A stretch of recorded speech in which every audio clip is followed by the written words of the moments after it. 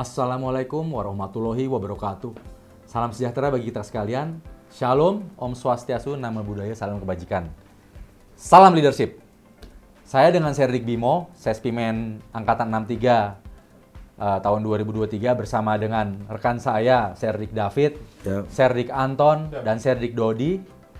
Kita akan membahas untuk podcast kali ini tentang bagaimana sih pengelolaan SDM Polri terhadap profesionalisme personel itu sendiri. Ya, kita sedikit membahas rada umum, tapi nanti kita akan bahas topiknya yang sekarang lagi banyak bermunculan ataupun viral. Itu ada salah satunya adalah polisi menembak polisi. Ada juga penanganan salah satu pelaku tindak pidana korupsi, tapi ternyata dikembalikan lagi ataupun ya administrasinya tidak benar. Nah, itu kita akan bahas satu-satu di sini. Selanjutnya kita silakan, kita perkenalkan diri, Saudara David. Baik, Assalamualaikum warahmatullahi wabarakatuh. Shalom, Om Swastiastu.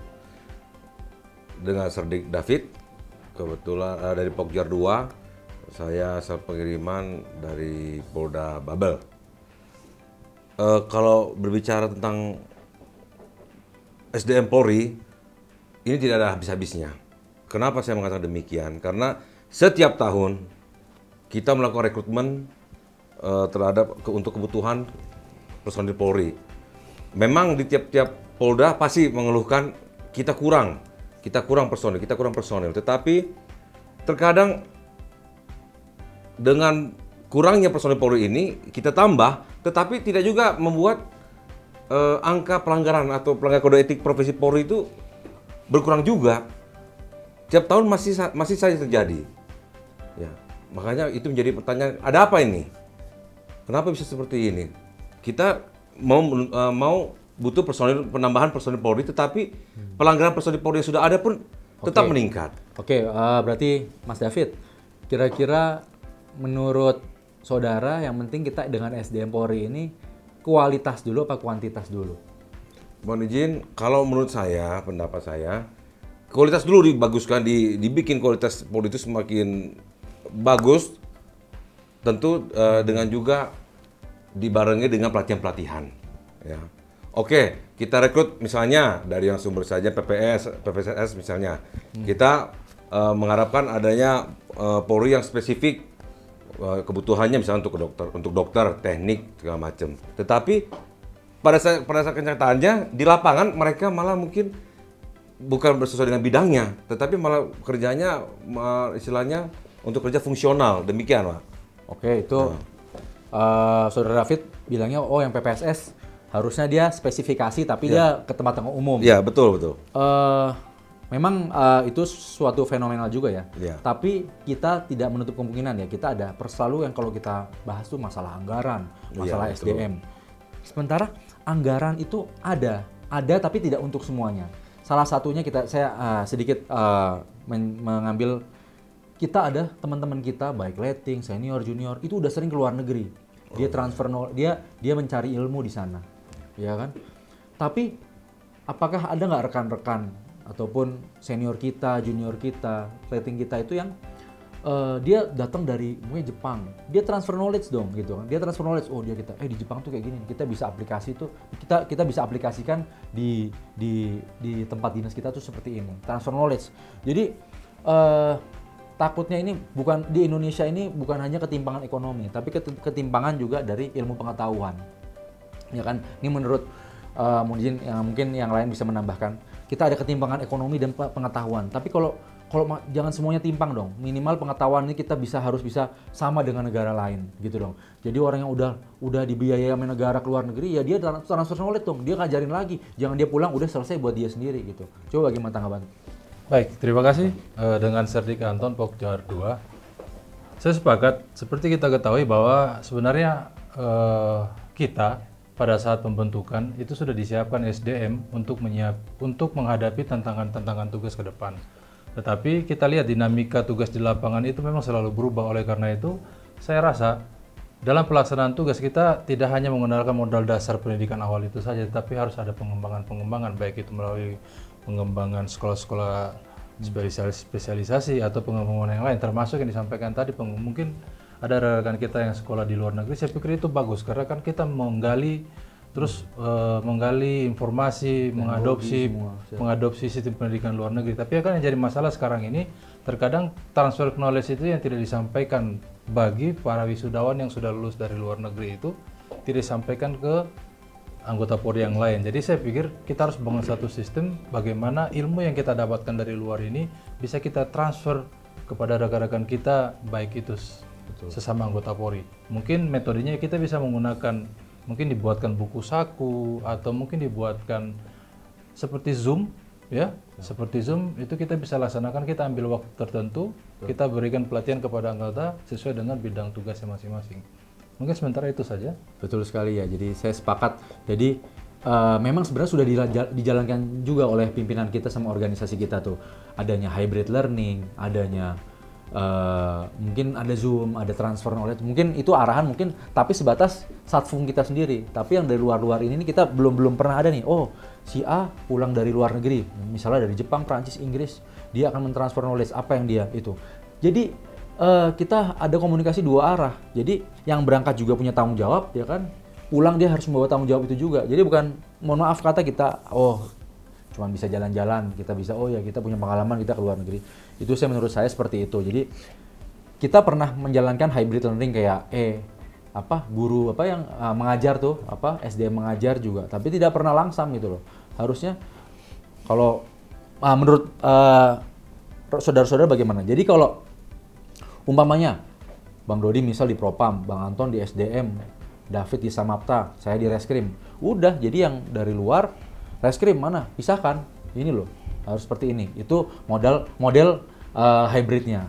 Dan juga harus ada produknya. Produknya itu yang ya tahu sendiri. Kita punya, ini menurut saya, kita punya ada mungkin karakter yang sedikit malas. Jadi pengen kita disuapin. Kita harusnya jemput bola aja. Kita buat buku saku seperti yang Pak Anton bilang. Kita buat buku saku. Oh iya, kalau Reskrim tuh harus seperti ini aja. Nggak usah ntar kasih KUHP dan itu. Biar dia coba yang baru-baru tuh itu akan dia berkembang sendiri. Nanti kita ditanyain lagi. Kalau ada pendapat saya seperti itu, bagaimana pendapat Mas David? Terima kasih Pak Bimo untuk tanggapannya. Tetapi itu adalah tools. Kalau menurut saya sih itu adalah tools. Bagus. Memang tools itu ada. Saya rasa Polri sudah memikirkan contoh seperti buku saku, misalnya kalau mengenai tindak pidana TKP, TPTKP, oh ini prosedur-prosedurnya. Tetapi lagi-lagi memang kita harus perlu update juga, Pak. Update pengetahuan, karena pengetahuan itu bertambah. Kita bisa mengupdate dari mungkin Singapura atau Malaysia, mencontoh apa sih membuat mereka menjadi polisi-polisi yang memiliki kualitas yang bagus. Saya rasa, tapi itu boleh langkah bagus juga Pak, membuat ada buku. Seperti kemarin kan kita di-sprintkan ada tim untuk membuat buku saku calon Kapolres. Nah itu menurut saya itu ide yang bagus juga, membuat kita pun ketika nanti menjabat sebagai Kapolres, kita tahu apa saja sih yang harus dilakukan seorang Kapolres itu, SOP-nya, cara memimpin dan sebagainya. Demikian. Kita ingat juga kita punya namanya Puslitbang Polri, Puslitbang, Pusat Penelitian dan Pengembangan Polri.